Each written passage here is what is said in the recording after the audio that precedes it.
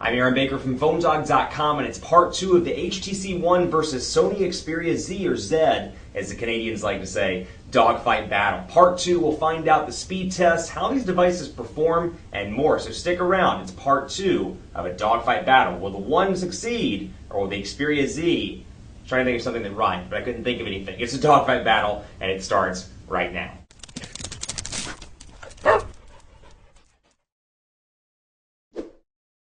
In part 2 of the dogfight battle between the HTC One and the Sony Xperia Z, we're going to kick it off by talking about personalization, because at the end of the day, it's all about how you can make this device your own. And both Sony and HTC have realized that with their latest iterations of their user interfaces that run atop Android. But before we get into that, special thanks to our partners at Best Buy Mobile for giving us devices like this, Z10s, Note 2s, Galaxy S3s, etc. for use in our One Paw Bandit giveaway game. When you walk into Best Buy Mobile, you'll walk out working. They'll get you set up with your email, your web, your contacts, your settings. So when you walk out the door, you're hooked up, you're ready to go, and you don't have to waste your time or your weekend or your night getting everything set up.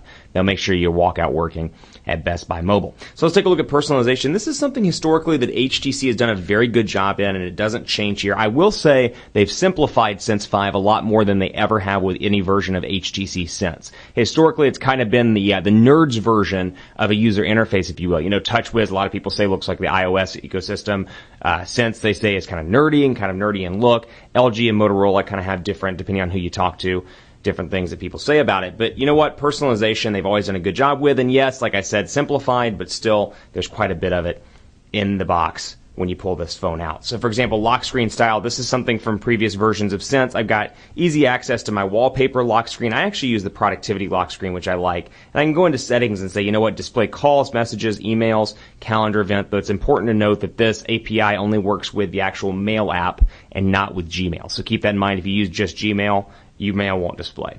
Photo album, music, and then of course no lock screen as well. So a lot of different choices there, and then the typical wallpaper stuff. And if you're like me, you want to see the wallpaper that comes out of the box. You can just see some of HTC's new wallpaper options with the HTC One, top notch all around, and they look great on the 4.7-inch 1080p display. Really incredible all around. So we'll apply that one for the remainder of the video, and then I'll change it back when I go back to using this as my personal phone when I click the video off. But you can see personalization choices there, and then like I said, lock screen personalization, and you'll notice some differences in the overall look and feel of the lock screen as well. Now let's jump over here to the Xperia. You've got a couple of different options. Display, we'll go in here, font size, of course, which you have access to over here as well. But themes, I happen to find these particularly useful. And in traditional Sony Xperia style, you've got amber, emerald, sapphire, silk, Xperia, all the different color themes that you're used to. So I can change to ruby, for example, and you'll see my checkboxes light up red. You'll see the theme kind of be red, the clock font, the clock look and feel. The colors are all red here.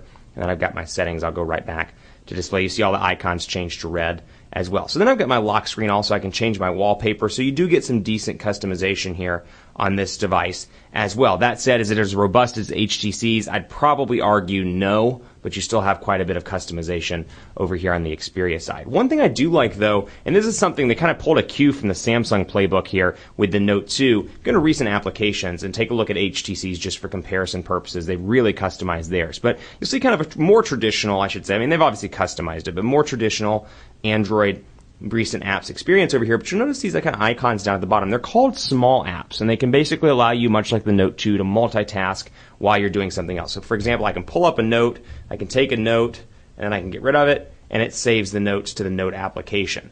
Likewise, I can come into the calculator. I need to do a quick calculation. I can do that. I can move this around if I want to on the screen and put it wherever I want to. Really enjoy that ability even for basic stuff like the calculator, for Notepad, to be able to customize and really kind of multitask on my device. And not just that, but you can come in here and see, you know what, I've got installed small apps. I've got toggle switcher. I can bring these in and put these all down here. Or I can, for example, toggle switcher will bring down here, and then I can swipe over. I can move those around, or if I want to get rid of it, I can get rid of it and then go back to my plus sign. So go to Play Store, and actually there's a little bit of an ecosystem in the Play Store for these small applications, as you see here. So it's loading up right now. Play Store.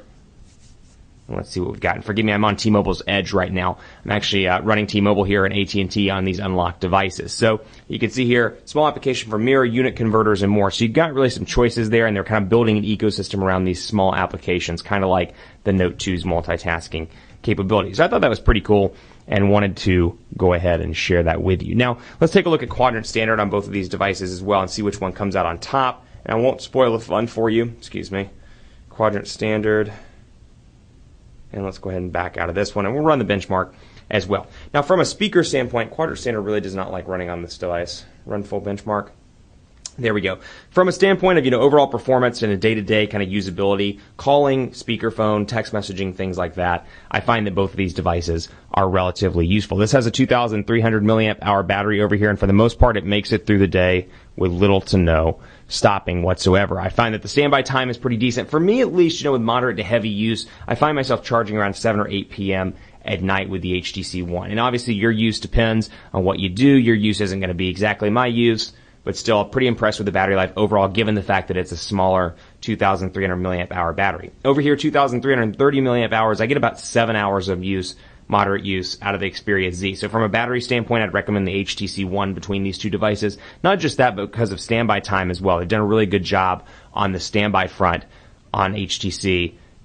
They've done a pretty decent job. I can't complain on the standby time. So really impressed with that. Sony Xperia Z, let's take a look at quadrant standard. 12,104 over here, 7,983 over on the Xperia Z. So both of these are incredibly fast devices with little to no lag. Both have 2 gigabytes of RAM. You're not going to notice a slowdown really with either one of these devices, with the exception of some sort of freak slowdown, but I have to give the slight edge to the HTC One in that test. Let's take a look at camera as well. Load this up. 13.1 megapixel camera over here, 4 ultra pixel camera over here. HTC is doing their best to redefine the camera experience on the HTC One. And you can see a picture I took last night while I was cooking because I was frustrated because my pot was not boiling. Let me jump back here and let's go to camera shots. And there it is. Watch pot really does never boil, but you've got that image, and then I can go directly into the camera, take a look at the live shot. Now over here you've got some options as well, and I've got superior auto, normal video camera, burst mode, picture effects, so much like the common stuff from Samsung and HTC. I've got things like burst mode and sweep panorama, and all those little camera goodies I'm used to, and I will say the camera image quality is pretty decent over here all around. You're going to be pretty pleased with it. So it's focusing in on the HTC One. Let's see what we can do up here at the top. Bam. So pretty impressed with the overall picture. This is just, no settings change, just pulling it out of the box and taking a picture. Pretty impressed there. Looks good. Zoom in, and you can see the grill on the HTC One, the metal. It looks clean. Overall colors are pretty decent on the camera test. And obviously you can see, again, my on-screen buttons. And then if I had a map, it would tell me where this picture was taken. Like that. And, of course, your front-facing camera. Hello.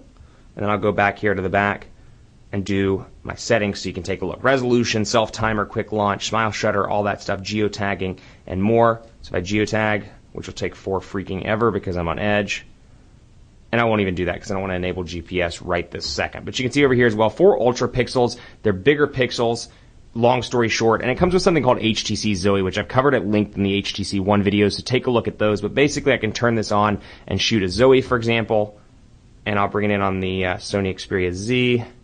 Shoot this Zoe just so you can see what it looks like. And a Zoe takes a combination of a 3-second video and still images as well. So you can extract still images if you want to. Then I can take a combination of Zoes and just a bunch of different shots around the desk, for example. And then it's going to organize these all into the gallery. So I'll come back here to gallery and take a look. Get out of my watched pot. And let's see. Camera shot. Actually, no, let's not go to camera shots. Let's go back. And let's go to My Photos, and you'll notice it aggregates your Facebook photos as well on HTC's Gallery app. But for example, from the 27th today, here's all the pictures that I've taken, including my Zoe. So it brings together a master Zoe here, and you can use it and send it to your friends, and you'll see it brings together music and more. So it does this all on the phone side. You don't have to have any editing skills. You don't have to touch this. This is great for those people, you go to a wedding or you're taking pictures at a park on the weekend, and you take 100 or 200 pictures or Zoes or a combination of both. It'll create this really nice clean video that you can send to friends, and you get a couple of different options. I'm on Eiffel, for example. Go to Vega, and you can see the different music, the different photo abilities.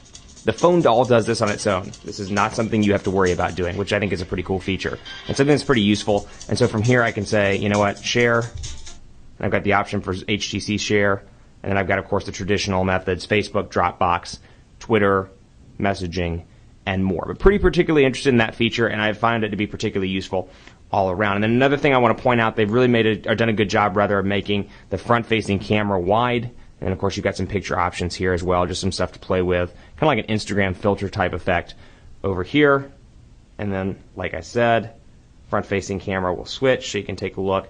And look how wide this front-facing camera is. You can see all the ceiling behind me, the walls, and more. So compare that to something like the Xperia Z, where we'll come back and take a look there. Whoops.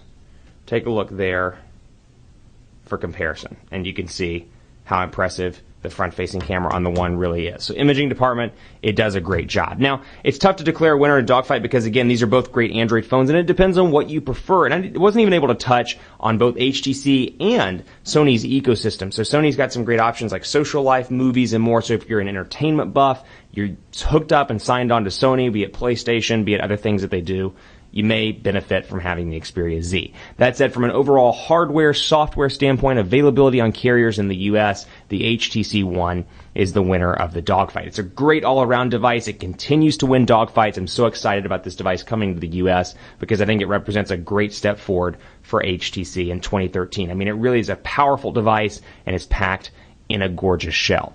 Keep it locked on PhoneDog.com for continuing coverage. Let me know what you think of this dogfight on Twitter at PhoneDog_Aaron, Facebook, Facebook.com/Hi Aaron Baker.